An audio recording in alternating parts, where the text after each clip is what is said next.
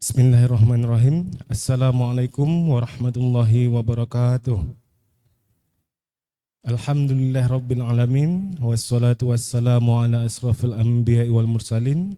Wa ala alihi wa sahbihi rasulillahi ajma'in. Allahumma salli ala sayyidina Muhammad wa ala ali sayyidina Muhammad. Assalamu alayka ya Rasulullah. Assalamu alayka ya Habibullah. Bapak Ibu jamaah yang dirahmati Allah Subhanahu wa taala. Sebelum kita melaksanakan solat sunat tarawih berjamaah, marilah sejenak kita mendengarkan tausiah pada malam hari ini, malam ke-14 Ramadan yang akan disampaikan oleh Ustadz Bahrudin Ashuri SHI. Kepada Ustadz, majelis mempersilahkan.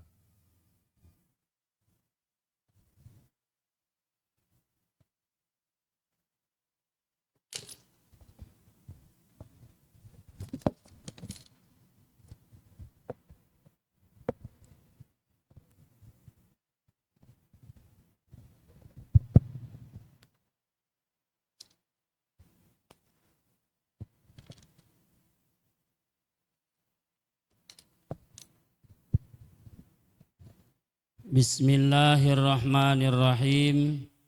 Assalamualaikum warahmatullahi wabarakatuh.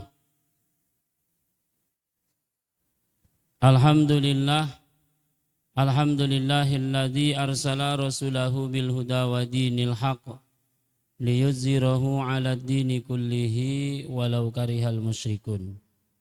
Asyhadu an la ilaha illallah wahdahu la syarikalah wa asyhadu anna Muhammadan abduhu wa rasuluh la nabiyya ba'dah. Allahumma salli wa sallim wa barik ala sayyidina Muhammad wa ala alihi wa ashabihi ajma'in. Badan pengurus Masjid Agung Istiqomah Kabupaten Bengkalis yang berbahagia, hadirin wal hadirat jamaah salat Isya, insyaallah salat tarawih yang mudah-mudahan mulia dan dimuliakan Allah Subhanahu wa taala. Bersyukur kita kepada Allah malam hari ini dapat berkumpul bersama. Tidak terasa sudah setengah dari Ramadan kita lewati dan malam ini adalah malam yang ke-14-nya. Jamaah yang dimuliakan Allah, yang kita harapkan dari Ramadan itu selain pembentukan diri kita agar kelak menjadi orang-orang yang bertakwa, kita juga berharap kepada Allah ketika kita melewati Ramadan ini, Allah memberikan ampunan kepada kita semuanya. Amin. Ya Rabbal Alamin. Maka orang-orang yang beruntung terkait bulan Ramadan itu salah satu di antaranya mereka yang ketika Ramadannya mendapat ampunan Allah Subhanahu wa taala. Jamaah yang dimuliakan Allah, judul yang ditetapkan oleh Badan Pengurus Masjid Agung terkait adab-adab membaca Quran. Secara umum insya Allah kita sudah sama-sama tahu terkait bagaimana cara kita membaca Al-Quran, bagaimana kita meletakkan Al-Quran. Insya Allah, karena memang sudah sama-sama kita diajarkan oleh guru-guru kita. Tetapi di sini sedikit mengingatkan kepada kita semuanya dan kepada diri sendiri. Yang pertama dalam Quran itu niat kita dalam membaca Al-Quran. Kenapa? Karena niat itu adalah pangkal daripada amal ibadah yang kita lakukan kepada Allah. Maka hadis yang berbunyi innamal a'malu binniyat itu adalah satu keniscayaan. Apa niat yang kita harapkan ketika kita membaca ayat, surat yang datangnya dari Allah? Kalau kita membaca WhatsApp saja, dari anak kita yang mungkin 3-4 hari belum memberitahu terkait keadaannya, kemudian kita mendapatkan telepon ataupun membaca WhatsApp-nya, kita berbahagia. Ini surat datangnya dari Allah Azza wa Jalla, Sang Khalik pemilik alam semesta ini. Maka yang pertama yang harus ditetapkan di dalam diri kita yaitu niat kita kepada Allah Subhanahu wa taala.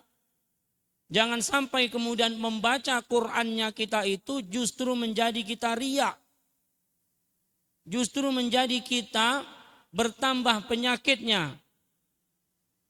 Padahal Quran itu jangankan membaca, mendengarkan orang membaca Quran saja, fastami'u lahu, dengarkanlah oleh kalian. Wa ansitu, dan diamlah kalian, la'allakum turhamun, agar engkau diberikan rahmat.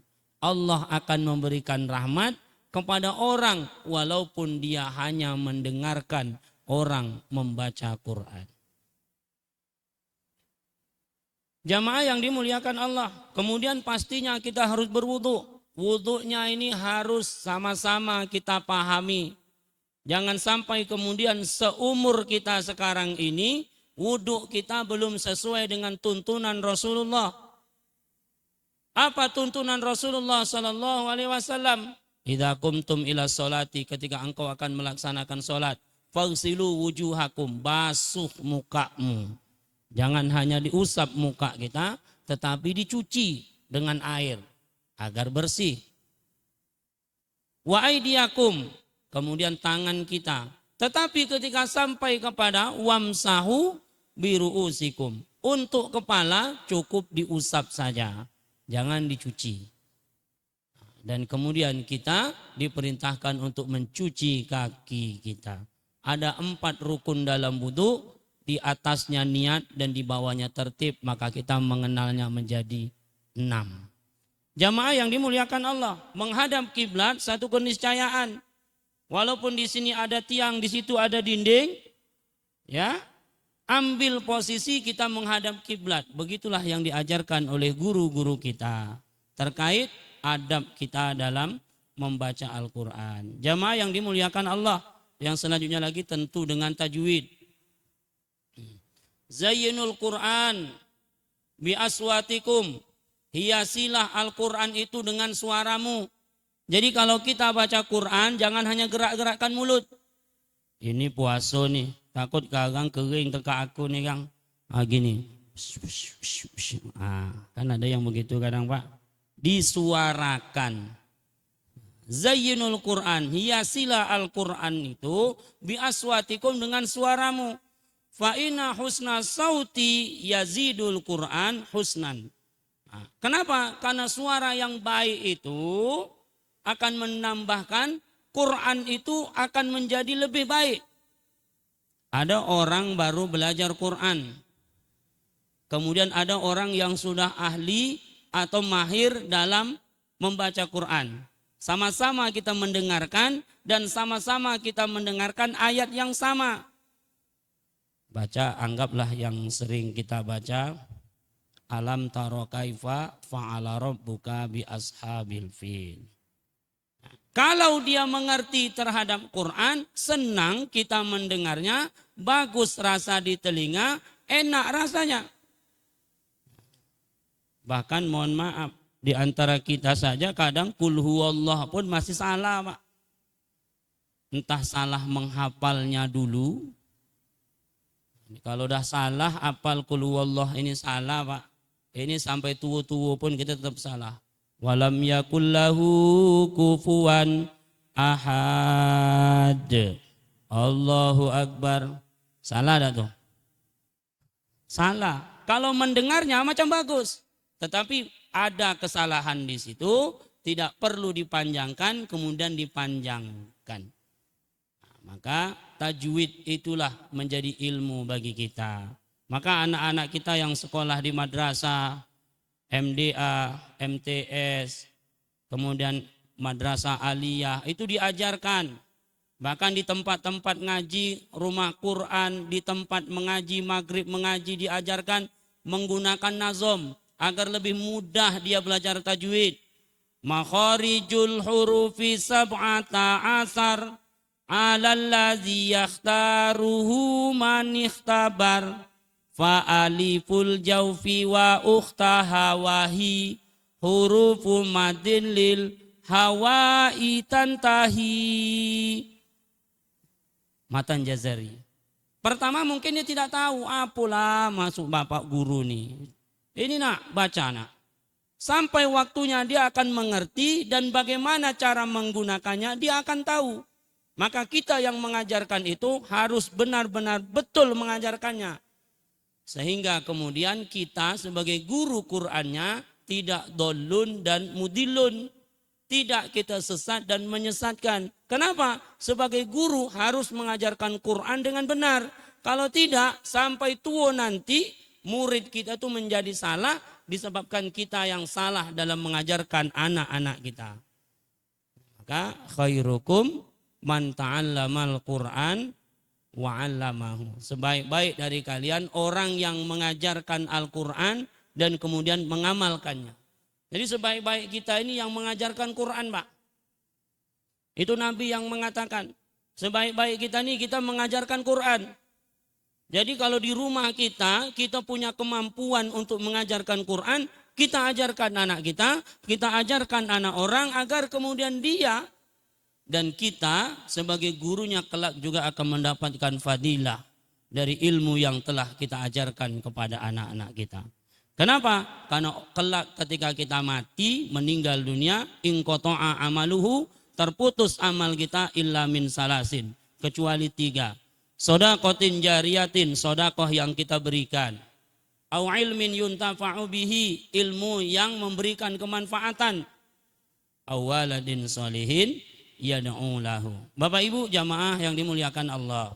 Kemudian yang terakhirnya atau yang selanjutnya memperindah dari suara kita. Ya. Ada orang kadang pandai menyanyi, belum tentu pandai mengaji. Nyanyi mantap, lagu ini mantap, lagu itu mantap. Sampai ngaji bukakan Quran tidak bisa dia, Pak. Walaupun suaranya bagus. Nah, disitulah letak perbedaannya. Tapi kalau orang pandai mengaji, jangan bilang tak pandai menyanyi. Ya, minimal nyanyi Indonesia Raya. Nah, di sini letaknya Bapak Ibu jamaah yang dimuliakan Allah. Tapi tentu kalau dia sudah mengerti terhadap Al-Quran, dia paham terhadap Al-Quran, dia akan mengurangi hal-hal yang kalau dalam bahasa Qur'annya walladzina hum 'anil lagwi mu'ridun. Mereka terhadap hal-hal yang lagho, yang kira-kira menurut dia tidak ada manfaatnya, mu'ridun, dia akan berpaling. Kira-kira kalau aku menyanyi ini, tak pakai telolong selama-lama 1 jam 2 jam ini sesuai tidak dengan hati nurani saya. Dan apakah ini termasuk hal yang lagho? Maka dia akan menghindari perbuatan yang seperti itu. Bapak Ibu jamaah yang dimuliakan Allah, mudah-mudahan Allah Subhanahu wa taala senantiasa memberikan bimbingan kepada kita semuanya, kepada anak keturunan kita. Mudah-mudahan kita menjadi orang-orang yang disebutkan Nabi sebagai keluarganya Allah di muka bumi ini dengan kita menghadirkan Al-Quran di keluarga kita. Kalau kita tidak bisa menjadi penghafal Al-Quran, kita berazam kepada Allah agar anak kita menjadi penghafal Quran. Kalau anak kita tidak bisa menjadi penghafal Quran, maka kita berazam cucu kita menjadi penghafal Quran. Kalau kemudian cucu kita juga tidak bisa menjadi penghafal Quran, maka kemudian kita menjadilah orang yang mensupport terhadap kegiatan-kegiatan yang dimana di situ ada Al-Quran dibacakan, ada Al-Quran diajarkan. Maka semua yang berhubungan dengan Quran Bapak Ibu, itu akan dimuliakan oleh Allah. Imam kita diletak di depan karena dia hafiz Quran. Ini ada kaligrafi diletakkan di atas karena ada ayat Qurannya. Bahkan mohon maaf, ada kulit kambing sekalipun dikasih frame, dikasih lampu, diletak di atas, harganya pun mahal. Betul?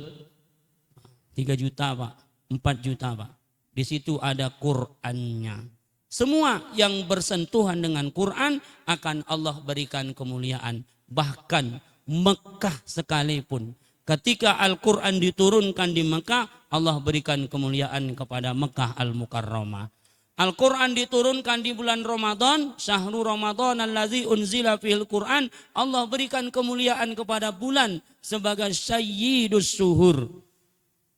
Demikian dengan kita semuanya, insya Allah Allah akan berikan kemuliaan sebagaimana Allah berikan kemuliaan kepada yang lainnya ketika mereka semuanya bersentuhan dengan Al-Quran. Insya Allah. Bapak Ibu jamaah yang dimuliakan Allah, mohon maaf atas segala kekurangan.